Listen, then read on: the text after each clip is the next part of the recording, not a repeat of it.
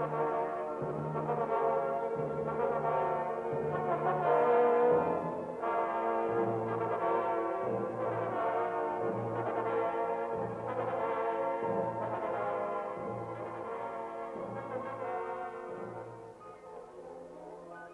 MX-770 is a part of the U.S. Air Force program for the development of long-range guided missiles. The ultimate objective is a surface-launched missile which will travel at supersonic speeds and will deliver a special heavy warhead to predetermined targets within ranges of 5,500 nautical miles. There are several general lines of approach to the objectives of Project MX-770. It is the assignment of the preliminary analysis section to sift and analyze these general methods and to recommend plans and designs which appear most likely to attain the desired results. The planning and development of guided missiles is an evolutionary process. A review of Project MX-770 will show this evolutionary trend. First thinking revolved around a ballistic rocket of the German V-2 type. North American's test instrument vehicle, the Native, is illustrative of this class. This small ballistic missile with a range of 35 miles was launched at Holloman Air Force Base.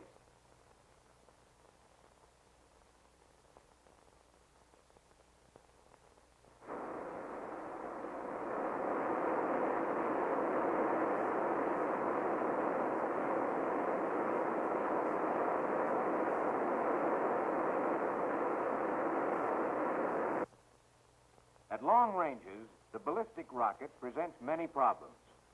In consideration of time schedules for development, North American Aviation has taken a more conservative approach. Development of the Navaho series of missiles began with studies of the glide rocket, which was essentially a V-2 with wings. The missile was to be ground-launched, and after a ballistic ascent and partial descent, was to glide 500 miles to the target. At this stage in the program, a review by the Air Forces resulted in an increase in the range requirement. Limitations on range of the glide rocket are similar to those associated with the ballistic type.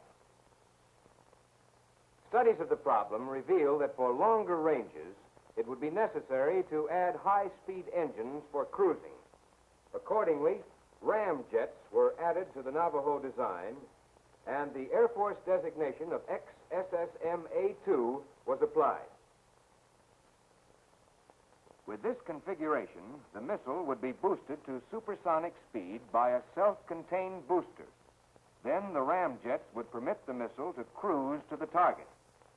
This type of missile presented many advantages. Most of the flight path was flat, and accelerations were much lower, which presents a simpler guidance problem. The speeds encountered permitted use of known techniques of airframe manufacture. The only disadvantages to this design were restrictions of range due to weight of the internal boosters. As the guided missile program advanced, requirements were established with an ultimate goal of 5,500 nautical miles. Realizing the practical aspects, the Air Force set up intermediate requirements. North American has divided the development into 3 phases. Phase 1 concerns the development and flight testing of a turbojet-powered test vehicle with a configuration which closely approximates the ultimate long-range missile. The test version has been designated the RTVA-5. Phase 2 is the development of an operational missile which is brought to cruising altitude and speed by a disposable booster.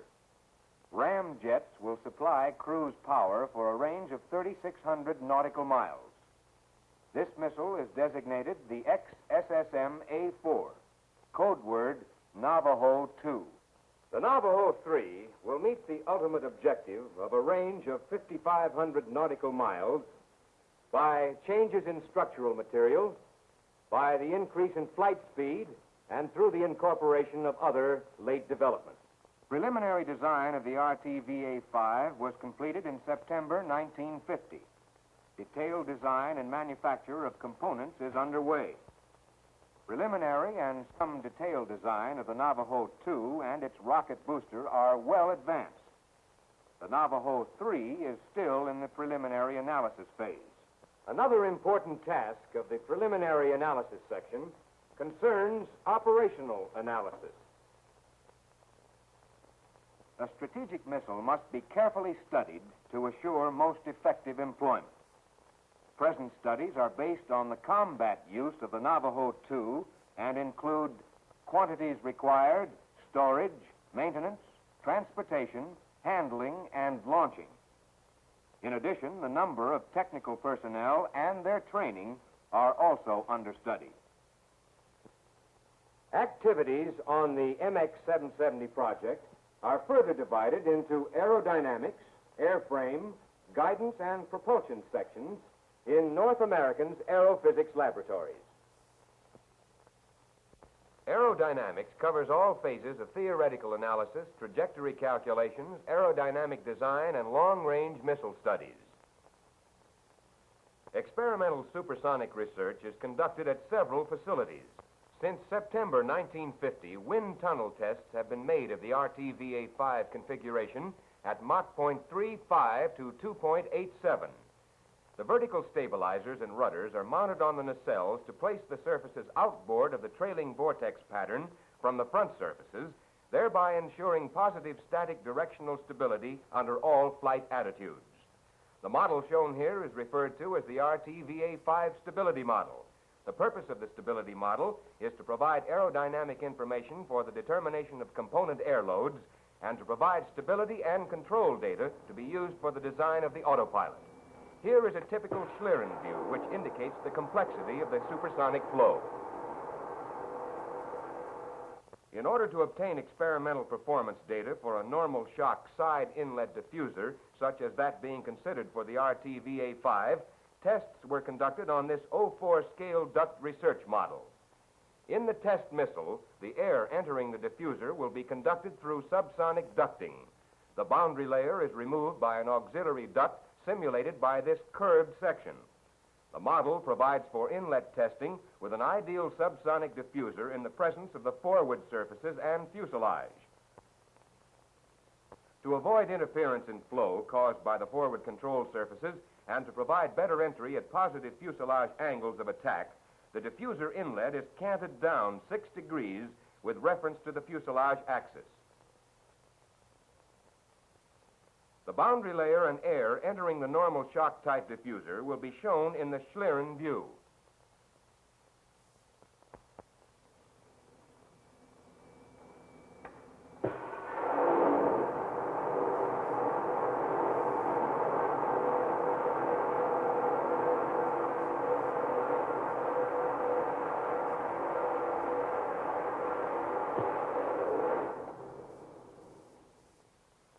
A .11 scale model has been built to test at higher Reynolds numbers.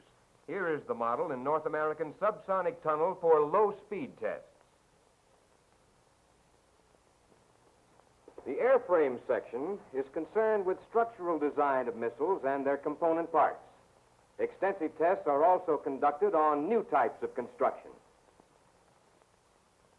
This prototype missile wing is of one-spar aluminum alloy construction. Here, the wing is subjected to bending moments beyond any actually attained in flight. Tests for aeroelasticity are conducted on metal prototypes when available.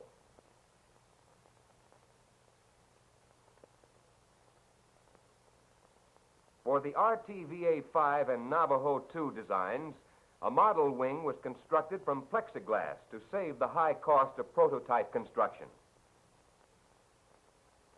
The Delta Wing plexiglass model was constructed in the Aerophysics Laboratory model shop. A 1/3 scale outline of the wing was marked on this layout table, and wooden blocks were cemented in position to serve as a jig for the parts. The plexiglass skin is 60 thousandths of an inch thick.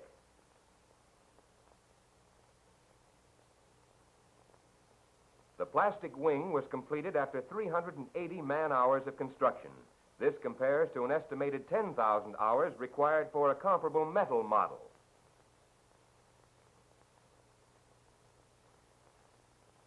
Next, the wing was moved to the structures testing laboratory and mounted on this test platform. The supports are plaster of Paris molded to the wing contour.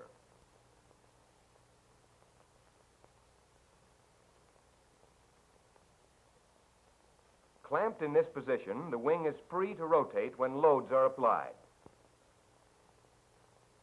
After placing lead weights in specific areas, wing deflections are determined by photographic records of 16 dial gauges. Repeated deflections reveal the influence of loads at certain points on the wing.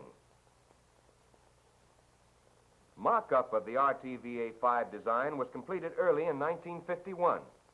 The full-size mock-up is 66 feet long. The delta wing spread is 28 feet. 2 vertical stabilizers and standard rudders are mounted on the nacelles.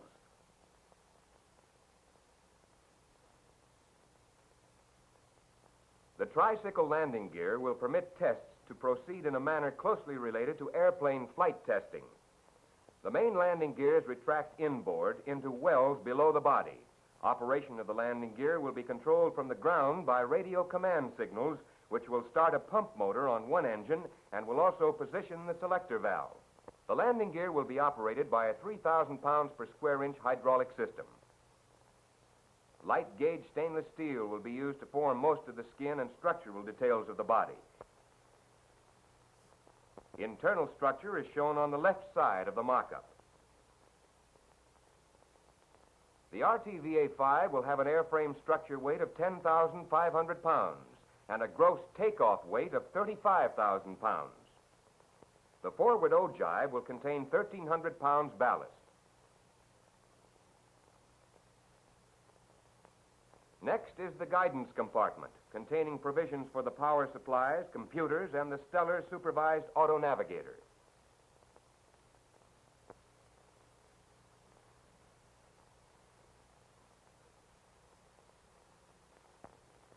The forward fuel tank has a volume of 76.2 cubic feet.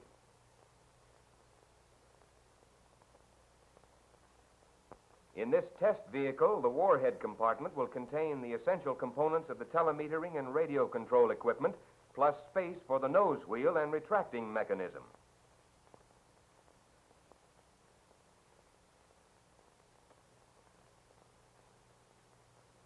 The afterbody contains fuel tanks with a combined volume of 426 cubic feet.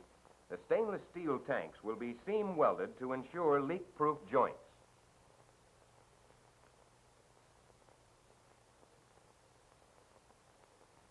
The RTVA-5 is powered by 2 Westinghouse J40-8 turbojets with a takeoff rating of 10,900 pounds thrust.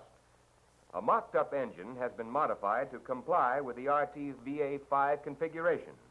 Structural and clearance problems have been determined with all accessories added to the engine. With a portion of the rear of the nacelle removed, the complete engine, including afterburner, is rolled into position. An integral track permits complete accessibility for engine changes. Cooling and scavenging of the engine is accomplished by the boundary bleed from the inlet scoop. Flight tests are scheduled for September 1952. The most complex problem facing a missile designer is the development of an accurate long-range guidance system. The electromechanical department is developing a guidance system for the Navajo 2 and 3. Another segment of this organization is preparing radio control and telemetering for the RTVA-5. The first models of the RTVA-5 will be capable of taking off from the ground, cruising, and landing under the influence of radio control. Later models will be guided by a self-contained auto navigator which is Stellar supervised. This is the forerunner of the long-range guidance system for the Navajo. For test purposes, a multi-channel telemetering system will be used to transmit flight conditions from the airborne RTVA-5 to a ground station. The airborne equipment utilizing this laboratory vibration simulator transmits intelligence to the ground station, where meters furnish instantaneous readings and a tape recorder produces a permanent record. Control surface position, hinge moment, acceleration, temperature, and pressure are telemetered simultaneously from the missile.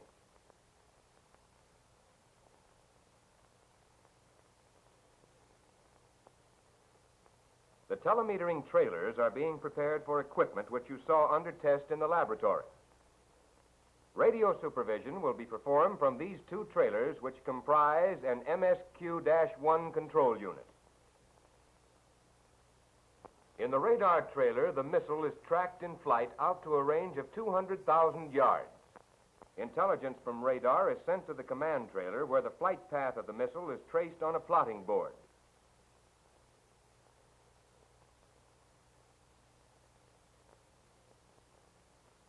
The command trailer is the operational center for activities connected with flight of the missile. The operator traces the flight path and puts in course changes as needed.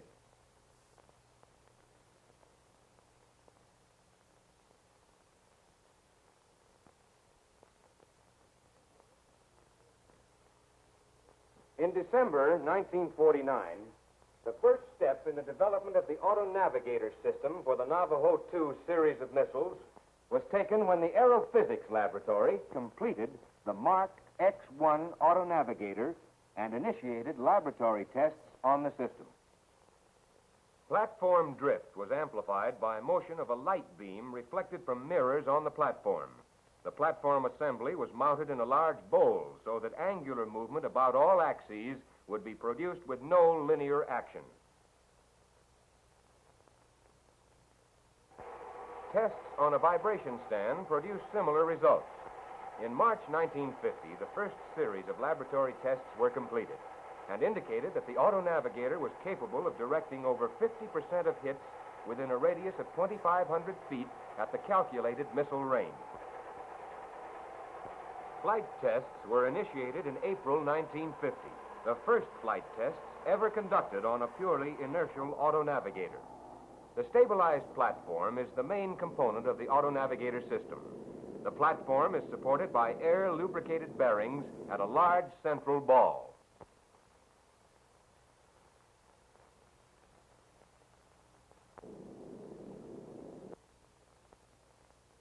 Three large gyros, which are mounted in air-lubricated precession axis bearings, are used to maintain stability, one gyro for each axis of rotation. The platform is used to orient two distance meters, which measure range distance and lateral departure from the flight path. These laboratory racks contain components of the auto-navigator electronics and test equipment. Regulated power supplies are provided for the gyros, servo motors, and electronic equipment. The gyro control system contains a power supply and indicators for gyro speed and voltage phase differences. A system of computers supplies earth rate torques to the gyros and also supplies torques to correct the output of the distance meters. These racks are full laboratory size. Naturally, a missile-borne system will of necessity be much smaller. North American is engaged in a program of miniaturization to reduce electronic component sizes. This normal size amplifier will be replaced by a miniature size amplifier. Or, as a later development phase, may be replaced by this sub-miniature size.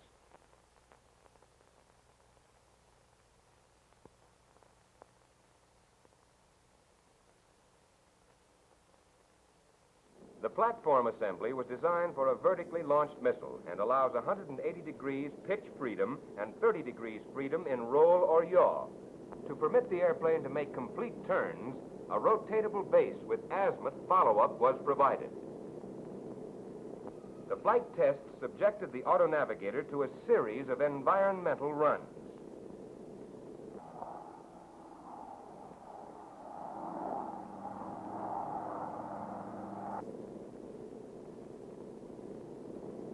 As the airplane enters a turn, the action of the stabilized platform is apparent.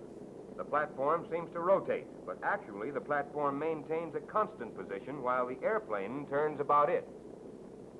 The airplane was flown to maintain a course dictated by the auto-navigator. A ground mapping camera was used in conjunction with a recording camera, which photographed counters in the computer unit. Correlation of the data established the error introduced by the autonavigator.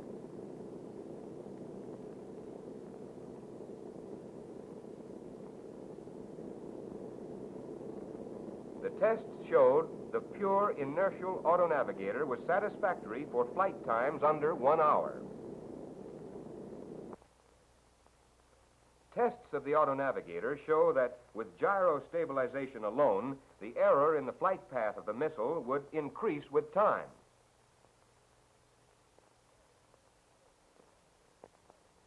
However, when a stellar supervisor is incorporated in the autonavigator system, the error accumulates more slowly.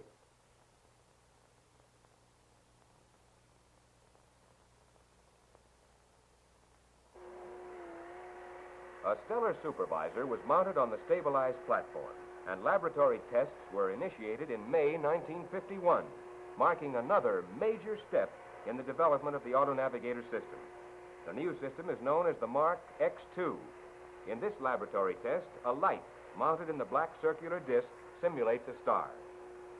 The telescope tracks stars automatically, even in bright sunlight, and checks the orientation of the platform so that random, unpredictable drift will be restricted to small values.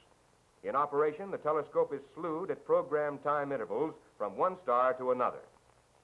Due to its large field of view and also to its sensitivity to faint stars, the stellar supervisor makes possible navigation to any position on the Earth at any time. The colored pins indicate the stars which can be tracked, and the plastic disc indicates the field of view which can be covered by the telescope.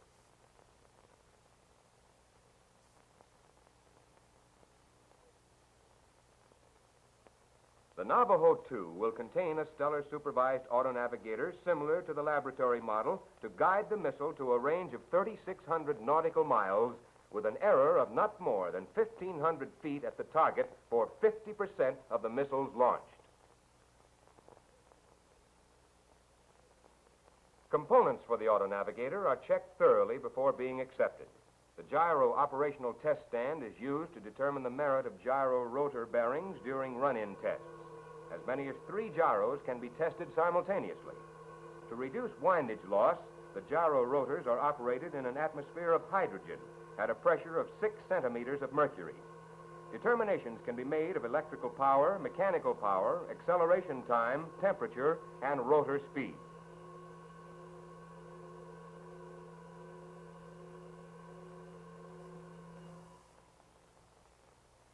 A torque tester is used to determine the performance of the gyro air bearings on the output axis. The gyro is rotated to different positions, and readings are taken of the unbalanced torque about the output axis. The torque tester is also used to determine gyro balance and spring rate. A gyro arrangement called the Navaho was designed to reduce the drift error which is produced by a single gyro. 2 gyros are mounted on the test stand and operate as a pair. The gyros reverse their direction of rotation periodically. Any disturbing torques which affect the gyros tend to produce equal and opposite effects on each gyro, and thereby drift errors are canceled. Thus, the combined performance of the pair is superior to that of either gyro individually.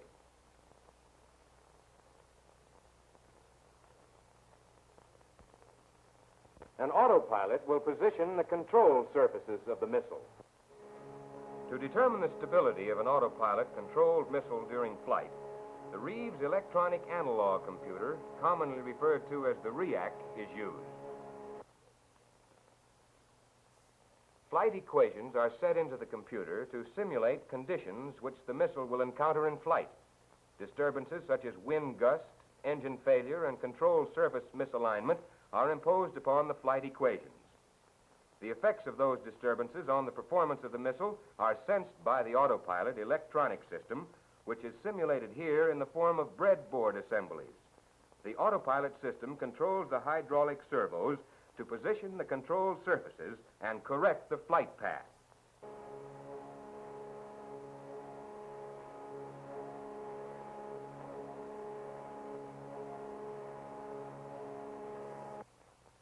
The resultant performance, as well as the action of the control surfaces, is then recorded.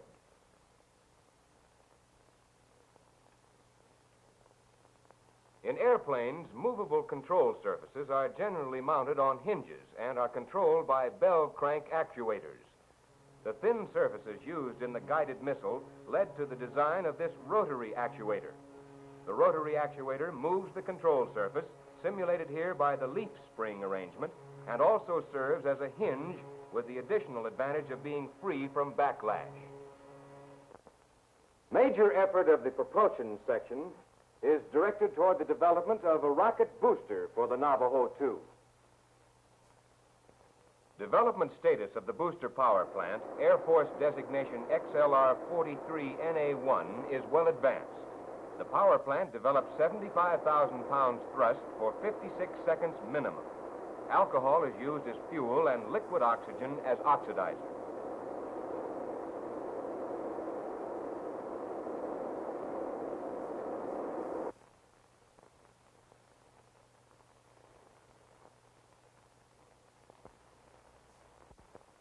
Here's a schematic of the power plant. The fuel and oxidizer are forced at rated flow into the rocket thrust chamber by a turbo pump driven by high-pressure steam produced by the gas generator system. Gas to drive the turbine is produced when concentrated hydrogen peroxide, stored in this tank, is forced under a pressure of 450 psi through a cobalt-plated screen catalyst in the decomposition chamber. The chamber consists of two stainless steel shells which house the catalyst pack, consisting of 36 cobalt-plated screens. Gases from this generator drive the turbopump, one of the major components of the rocket power plant. A two-stage turbine wheel applies power to drive the oxidizer and fuel pumps. Exhaust steam from the turbopump is further utilized before expulsion by passing through a heat exchanger.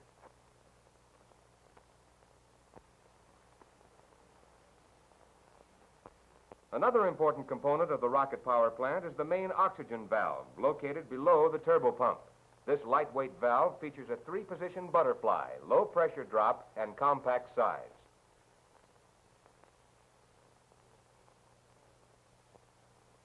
Two main alcohol valves are flange-mounted to the nozzle inlet of the regeneratively cooled thrust chamber. The valves are solenoid-controlled, pneumatically actuated for positive control of fuel flow. 750 psi regulated pneumatic pressure supplied from 3,000 psi helium containers is used to operate the control valves. Reduced pressure is used to pressurize the alcohol, oxygen, and peroxide tanks. The rocket thrust chamber is basically a straight sleeve attached to a throat by a convergent section and flares out to form a nozzle exit. A chamber-to-throat area ratio of 2:1 is employed in this unit. The fuel and oxidizer injector is of the doublet impinging stream type, selected for its proven reliability in use with alcohol liquid oxygen motors.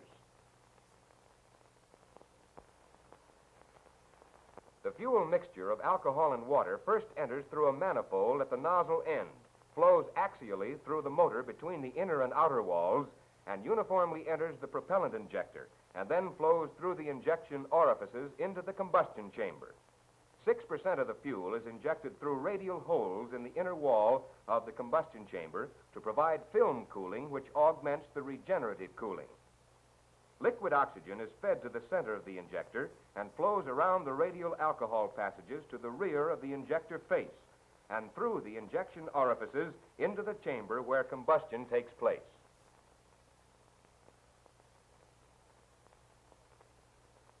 The 75,000-pound thrust chamber and injector combination was subjected to a comprehensive static test program to assure performance and reliability. Initial investigations were made to determine suitable ignition and starting conditions. In these tests, propellant tanks located in the large test stand are used.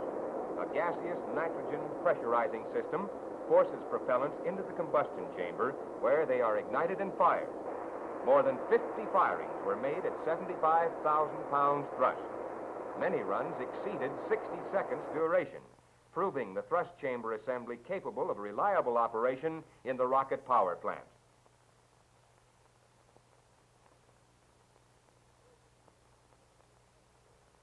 To further prove operation of the thrust chamber assembly, the unit was mounted in a horizontal test stand. Firings in this stand have proved very successful, and runs under various extreme conditions are being made.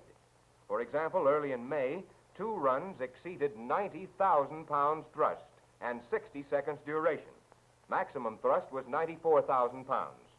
In run number 13, the highest known impulse, a total of 5,980,000 pound-seconds, was achieved. The horizontal firings are made at night to permit full use of the vertical stand during the day. The flame extends more than 100 feet.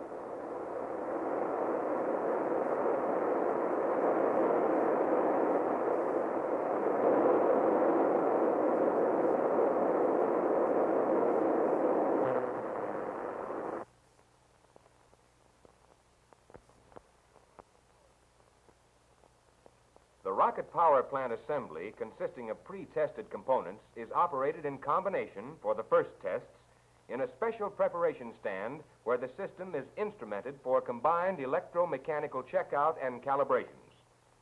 One of the first tests conducted in the calibration stand is a complete electrical check of all instruments and circuits.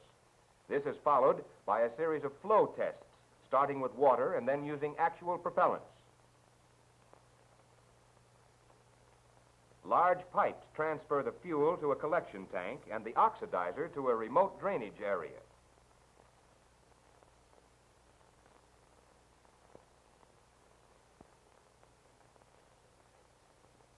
On completion of the calibration stand tests, the thrust chamber and propellant injector are installed.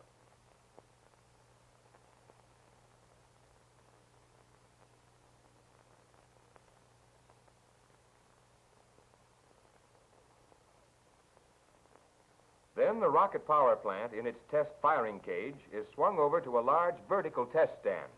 A shipyard gantry crane on rails is used for this purpose. The test firing cage contains 2 heavy-duty stainless steel tanks, which provide a full supply of fuel and oxidizer for power plant operation. The entire power plant assembly closely parallels a missile configuration. The cage supporting pads are attached to a large calibrated thrust beam. Working platforms can then be swung into position. Firing of the complete rocket power plant differs from runs with the chamber assembly alone. In the power plant tests, the propellants are supplied by the unit's own pumping system and tanks. Thus, the rocket power plant is a completely independent system. In operation, the following takes place. After the alcohol and liquid oxygen tanks are filled, the propellants are pressurized to approximately 21 psi. A separate igniter is used to initiate combustion in the chamber. When satisfactory igniter operation is observed, the main propellant valves are opened. During this phase, the propellants are under about 1/10 flow and provide even burning in the combustion chamber. This is called preliminary burning. Full thrust operation is initiated by opening the peroxide valve and allowing flow from the pressurized hydrogen peroxide tank to the decomposition chamber. Steam pressure is applied to the turbine, and in approximately 7/10 of a second, the alcohol and oxygen pumps are at rated RPM. Simultaneously, the main oxygen valve is fully opened. Propellants flow at the rate of 2,600 gallons per minute to the rocket chamber. Firing preparations include check of instrumentation and control circuits, operation of the pneumatic system and mechanical components, and special items according to test procedure. After loading propellants, the work platforms are swung out of the way.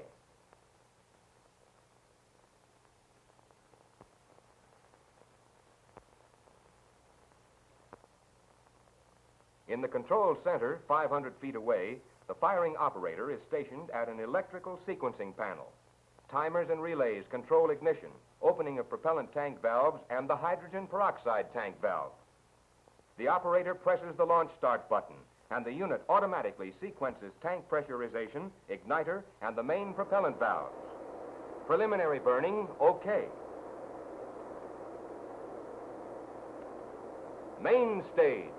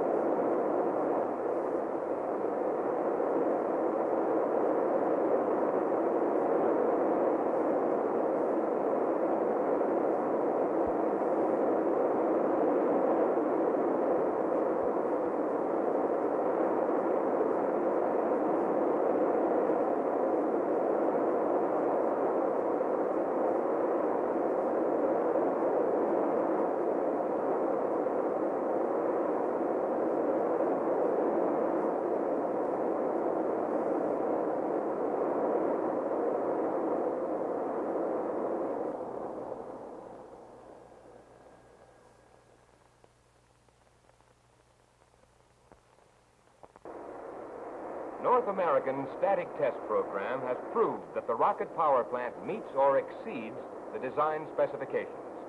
Preliminary design and some test work is now underway on a 120,000-pound thrust system for the Navajo 2 booster.